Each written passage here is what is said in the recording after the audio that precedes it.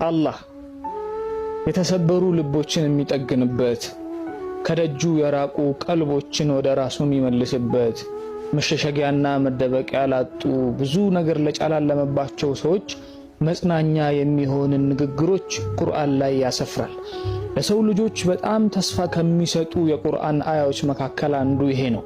አላህ ቁርአን ላይ እንዲህ ይላል፣ ኢነላሃ ላ ዩኽሊፉል ሚዓድ። አላህ ቃል የገባውን ነገር የሚያጥፍ ጌታ አይደለም፣ ቃል ኪዳኑን የሚሰብር ጌታ አይደለም ይላል። ቁርአን ላይ የገባቸውን ቃል ኪዳኖች ደግሞ ስትመለከቱ ወለሰውፈ ዩዕጢከ ረቡከ ፈተርዳ፣ ጌታህ በርካታ ስጦታዎችን ይሰጥህና ሰጠህ ነገር ላይ ደግሞ አንተ ትደሰታለህ። ወበሽር ሳቢሪን፣ ታጋሾችን አበስራቸው። ኢነላሃ መዐ ሳቢሪን፣ አላህ ከታጋሾች ጋር ነው። ዱዑኒ አስተጅብ ለኩም፣ ጠይቁኝ እቀበላችኋለሁ ይላል።